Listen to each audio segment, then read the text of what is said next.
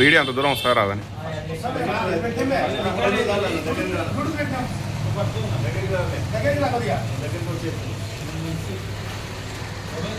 మనం డిసెంబర్ మొదటి వారం నుండి మన ఉద్యమాన్ని చేస్తున్నాం అంటే మనం చేసే కార్యక్రమం ఉంది. ఎందుకు ఉంది అంటే ఆ విధంగా మన పోరాటాన్ని డిఎన్సీ వాళ్ళు కానీ ఎస్ఎల్సీ కానీ వాళ్ళు కానీ గుర్తించడం లేదు. మనము ఆర్సీఎస్ లెవెల్లో కూడా పోయాము, అంటే ఏంటి ధర్నాచౌక్ విజయవాడలో చేశాము, కానీ ఏదానికి కూడా స్పందన లేదు. ఎలా ఉందంటే వందే మాత్రం శ్రీనివాసరావు పాట పాడతాడు, వందే మాత్రం తెలుసు కదా గీతం, వర్షం మారుతున్నది, ఆ తరం మారుతున్నది, స్వరం మారుతుంది అనేది. మనం కూడా ఏమంటే ఫస్ట్ రోజు, సెకండ్ రోజు, థర్డ్ రోజు అలా ఏం మాట్లాడినాము, మా కోరికలు న్యాయమైనవి, కానీ ఇది నెల రోజులు చేసుకుంటే మా కోరికలు న్యాయమైనవి మనం అనుకున్నాం, కానీ వాళ్ళేం స్పందించలే. ఈరోజు మా డిమాండ్స్ న్యాయమైనవి, ఇది ఇప్పుడు నేను చెప్పేది. ఎందుకంటే అడిగితే రిక్వెస్ట్, మా కోరికలే ఇప్పుడు మేము డిమాండ్ చేస్తున్నాం, మా డిమాండ్ నెరవేర్చాలని. దీనికి మేము నిరవధికంగా 5వ తారీఖు నుండి 9వ తారీఖు వరకు నిరవధిక సభలు తీసుకుంటున్నాం. ఈఆర్పీ కూడా ఎంటర్ చేయడం లేదు. ఇది ఎంతవరకైనా అదే తీసుకొని వెళ్ళాలి. మేము జిల్లా స్థాయిలో ఇక్కడ చేస్తున్నాం, బ్రాంచ్ లెవెల్లో చేస్తున్నాం, స్టేట్ లెవెల్లో ధర్నా చౌక్ దగ్గర కూడా ప్రతి 3 జిల్లాలు కలిసి ఒకరోజు చేస్తా 5 రోజులు ఈ ప్రోగ్రామ్ మేము కంటిన్యూగా చేస్తున్నాము. కానీ ఇది ఏమంటే మనము మా సమస్య వాళ్ళు గుర్తించడం లేదు. ఎందుకు గుర్తించడం అంటే వీళ్ళని మన స్థాయికి తీసుకురావడం అనే ఆలోచనలో, లేకపోతే వీళ్ళు మన స్థాయికి వస్తారనే భావనతోనో వాళ్ళు ఉన్నారు, కానీ అది కరెక్ట్ కాదు.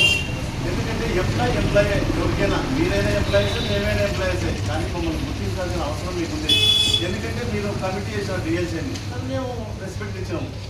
స్టేట్ లెవెల్ కమిటీ అంటారు, దానికి మేము కట్టుబడి ఉన్నాం. కానీ ఈ స్టేట్మెంట్ ఇచ్చే కాడి కాదు, కానీ మా కోరికలు అని చెప్పినాం. కానీ మా డిమాండ్స్ ఇప్పుడు నెరవేరాల్సిన బాధ్యత కూడా మీకే ఉంది. వాళ్ళు చెప్తారు, ఇంకా పెద్దవాళ్ళు పొద్దునేసినవాడా, పొద్దునేసి చుట్టూ ఉన్నాడంట.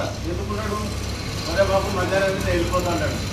కానీ వర్షం కూడా అంతే, పొద్దున్న వచ్చి ఇంకా పడదు సాయంత్రం వరకు. కానీ మేము అట్లా కాదు, సాయంత్రం వచ్చిన చుట్టాలం, సాయంత్రం నువ్వు పెట్టింది తింటావు, నువ్వు అన్నం పెట్టవో కారం పెట్టవో దాన్నే తింటాం. కానీ పొద్దున ఉంటుంది, మళ్ళీ నువ్వు మర్యాద చేయాల్సి వస్తుంది. ఏం చేయాల్సి వస్తుంది, అన్నం పెట్టాలి, కానీ నువ్వు వండొచ్చు. మరి వాడు రాత్రి తింటున్నాడు, రాత్రి మీద సద్దన్నం పెట్టి తిరిగిపోతాడు అని కాదు. సద్దన్నం తింటావు, ఉడకన్నమేదాకా ఉంటావు, ఉడకన్నం తిరిగిపోయేదాకా ఇచ్చేవాళ్ళం కాదు. 2 చుట్టాలు ఉన్న మాత్రమే మేము కూడా ఇచ్చేవాళ్ళం కాదు.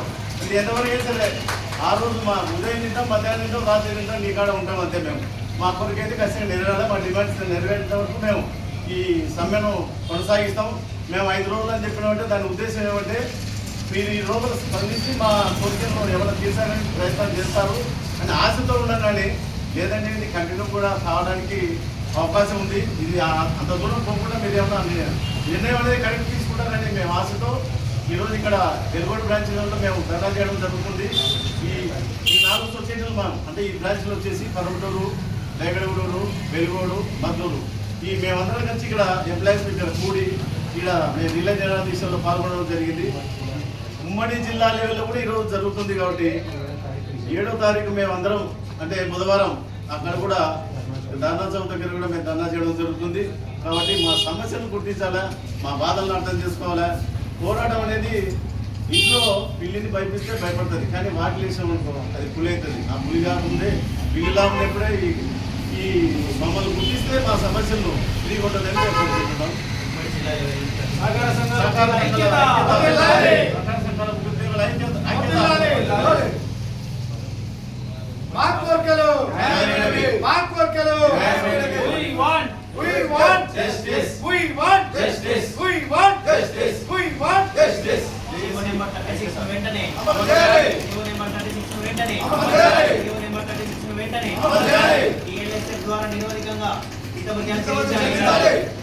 ద్వారా నిరోధికంగా 2019 తర్వాత జాయిన్ అయిన ఉద్యోగస్తులను 2019 తర్వాత జాయిన్ అయిన ఉద్యోగస్తులను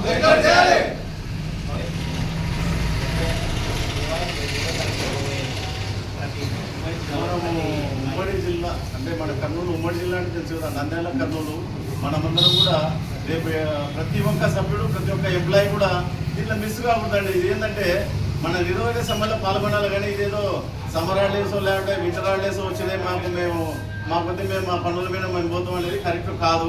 ప్రతి ఒక్కరు ఇన్వాల్వ్ కావాలి. ప్రతి ఒక్కరు డిమాండ్లో మనం అన్ని డిమాండ్ చేసినప్పుడు అందరూ పాల్గొనాలి బాధ్యత. కానీ మమ్మల్ని ఎవరు గుర్తిస్తారులే, మమ్మల్ని ఎవరు కనుక్కుంటారులే అనే ఉద్దేశంతో మాత్రం పోకుండా ఉండాలి. ప్రతి ఒక్కరు రేపు పొద్దున 7వ తారీఖు దాంట్లో అందరూ పాల్గొని విజయవంతం చేయాలని కోరుకుంటున్నాం.